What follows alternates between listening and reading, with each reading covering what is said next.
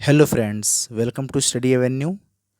आज मैं आपको पब्लिक एडमिनिस्ट्रेशन का ये लोक प्रशासन का अर्थ और उसका विषय क्षेत्र समझाने जा रहा हूँ।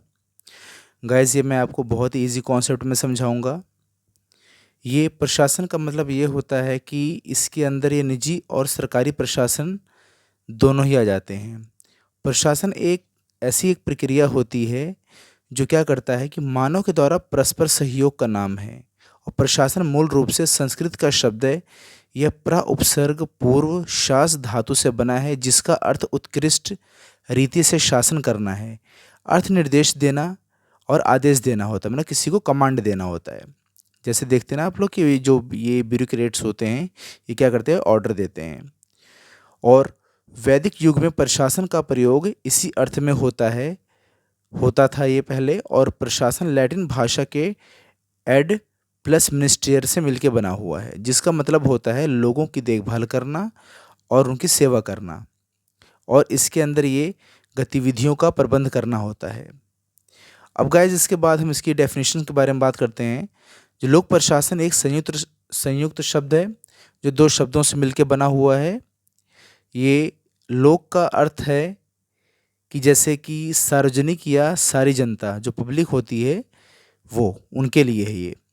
उनसे संबंधित सरकारी प्रशासन से पूर्व लोक प्रशासन का प्रयोग इस विषय के क्षेत्र में सरकार या गवर्नमेंट के प्रशासनिक क्रियाकलापों तक सीमित कर देना है, क्योंकि एकमात्र ऐसा संगठन है जिसमें देश के अंदर निवास करने वाले जितनी भी जनता होती है उनके लिए लोक प्रशासन ये सूचित करता है कि प्रशासन लोगों के लिए किया जाता है। गाइस, यहाँ पर ये मिसप्रिंट हो गया, लोकसभा हो गया है।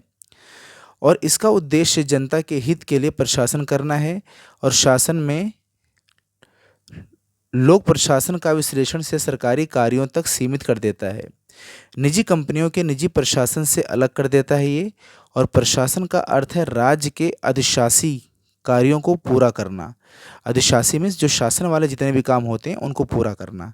सरकारी कार्यों के प्रशासन को लोक प्रशासन कहा जाता है, जो जनता के हित के लिए काम होता है। और जनता के जितने भी योजनाएं उनके हित में होती हैं जनता के लिए, ये प्रशासन उनके लिए काम करता है। जैसे लूथर गुलिक ने इसकी डेफिनेशन में कहा हुआ है कि लोक प्रशासन एक क्या है, विज्ञान का वह भाग है जो सरकार से संबंधित है और इसलिए उसका संबंध कार्यपालिका से है। जहाँ की सरकार का काम मुख्य रूप से होता है उसको स्पष्ट रूप से उच्च प्रशासनिक समस्याओं पर भी ध्यान देना, जो व्यवस्थापिका मीन्स ये विधानमंडल है जो कानून बनाती है और न्यायपालिका के क्षेत्र में आती है।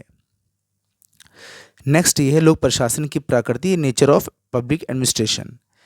लोक प्रशासन की प्रकृति को समझने के पूर्व यह जानना आवश्यक है कि लोक प्रशासन दो स्वरूपों में हमारे सामने है। लोक प्रशासन का स्वरूप दो है। जैसे एक उसके विषय क्षेत्र के रूप में लोक प्रशासन सामाजिक विज्ञान में एक विषय है जिसमें प्रशासनिक तंत्र के सिद्धांतों तथा नियमों का अध्ययन अनुसंधान कार्य होता है। और दूसरा है यह एक प्रक्रिया के रूप में, प्रक्रिया में से प्रोसेस है, जो सरकार द्वारा संपादित होने वाले प्रशासनिक कार्यों या क्रियाओं के रूप में लोक प्रशासन अपनी उत्पत्ति दर्ज करवाता है ये। और लोक प्रशासन का ये क्षेत्र कौन सा है ये? लोक प्रशासन के इसका पूरा दायरा कहाँ तक होता है लोक प्रशासन का, इसके अंदर हम डिस्कस करेंगे ये। लोक प्रशासन के अंतर्गत वे समस्त बातें आ जाती हैं जिनका संबंध सार्वजनिक नीति से होता है, मतलब जो सोशलाइज होती है, जनता के हित के लिए होती है। इसके क्षेत्र के अंतर्गत वे समस्त कार्य आ जाते हैं जिनका जनता पर प्रभाव पड़ता है, चाहे वो डायरेक्ट प्रभाव पड़े चाहे इनडायरेक्ट प्रभाव पड़े वो। इस प्रकार राज्य पर बढ़ता हुआ प्रत्येक कार्य लोक प्रशासन का बढ़ता हुआ क्षेत्र है। अतः उसके क्षेत्र को किसी सीमा रेखा में बांधा नहीं जा सकता है।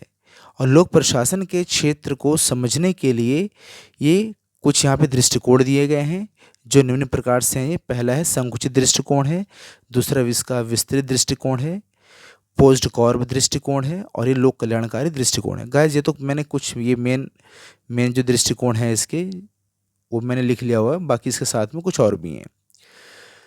पहला जो संकुचित दृष्टिकोण है, इसका मतलब ये है कि लोक प्रशासन के जो कुछ विद्वानों जैसे लूथर गुलिक है ये साइमन है, वो मानते हैं कि लोक प्रशासन का संबंध कार्यपालिका से ही है। इस प्रकार विधायिका द्वारा निर्मित कानून और नीतियों का व्यवहारिक स्तर पर लागू करने वाला तंत्र लोक प्रशासन है। इस दृष्टिकोण में कार्यपालिका के केवल कानूनों तथा नीतियों के क्रियान्वयन का मतलब होता है फंक्शनल, जो कार्यकारी होती है, संबंधी कार्य ही आते हैं। और दूसरा इसका विस्तृत दृष्टिकोण। पहले दायरे में थोड़ा बता रखा था, सीमित दायरा, लेकिन ये विस्तृत में इसका फैलाव।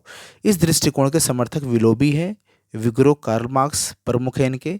और इसके अनुसार लोक प्रशासन का संबंध सरकार के 3 अंगों से है, जो लोक नीति के क्रियान्वयन से संबंधित है। और सरकार के 3 अंग प्रमुख इस प्रकार से हैं, जैसे पहला कार्यपालिका है, जो कानून को लागू करती है, और राष्ट्रपति, मंत्रिमंडल, राज्यपाल, लोक सेवक, सरकारी कार्यालय आदि आते हैं। और विधायिका मतलब क्या है कि जो कानून का निर्माण करती है। और तीसरा है न्यायपालिका, जो कानून की व्याख्या करती है, मतलब जैसे सर्वोच्च न्यायालय, उच्च न्यायालय उसके और बाकी जो अन्य अधीनस्थ न्यायालय आते हैं।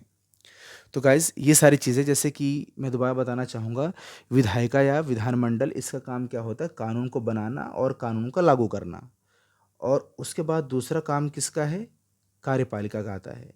कार्यपालिका का काम ये होता है कि विधायिका या विधानमंडल के द्वारा बनाया गया जो कानून है, उस कानून की देखरेख करना कार्यपालिका का काम होता है। यदि कोई व्यक्ति विधानमंडल के द्वारा बनाए गए कानून का उल्लंघन करता है, तो कार्यपालिका क्या करती है, उसको उसको पकड़ती है और फिर उसके बाद कहाँ पेश करती है, उसको न्यायपालिका के समक्ष पेश करती है। और न्यायपालिका फिर ये देखती है कि व्यक्ति ने किस प्रकार से कौन सा अपराध किया हुआ है। जो अपराध किया है व्यक्ति ने, उसके किए गए अपराध के अनुसार न्यायपालिका उसको पनिश करती है। ठीक है गाइस, तो ये तीनों मैंने व्याख्या कर दी है इसके बारे में। नेक्स्ट हमारा आता है पोस्ट कॉर्ब। इसका ये दृष्टिकोण है। यह दृष्टिकोण लूथर गुलिक द्वारा दिया गया है। ये गाइस इसके बारे में डिटेल में आगे भी करेंगे। जो अंग्रेजी के प्रथम अक्षर को से मिलके बना हुआ है, जैसे POSD, post, CORB, corb, post corb. P4 यहाँ पर प्लानिंग मीन्स जैसे कि प्लानिंग करना या योजना बनाना। दूसरा है ऑर्गेनाइजेशन, इसका मतलब होता है संगठन को बनाना अपना। किसी भी एक डिपार्टमेंट के अंदर गाइज ये क्या होता है, ये सारी चीज़ें बहुत इंपॉर्टेंट होती हैं, ठीक है, जिसके ज़रिए वो अच्छी तरह से वो सूटेबल तरीके से फंक्शन काम करता है वहाँ का। फिर उसके बाद स्टाफिंग मीन्स कर्मचारी कैसे होने चाहिए वहाँ पर, एक स्टाफ के अंदर कर्मचारियों की ये व्यवस्था के बारे में बताता है। ये डी से डायरेक्शन है। डायरेक्शन मीन्स निर्देश देना, कि जैसे मान लीजिए जो वर्कर होते काम करने वाले, जब तक उनको निर्देश नहीं दिया जाता है तो वो किस हिसाब से काम करेंगे, वो क्योंकि वो किसी और के लिए काम करने के लिए आए हुए हैं, जिसके बदले में उनको पैसा मिलेगा। तो वही सोचते हैं कि उनको निर्देशन किया जाएगा, उनको गाइडेंस करना ज़रूरी है कि उन्हें कौन सा काम करना है। और CO मतलब है यहाँ पर दोनों CO दोनों एक साथ है। CO मीन्स हो गया यहाँ पर कोऑर्डिनेशन मीन्स तालमेल बनाना आपस में, जिसे समन्वय करना कहते हैं।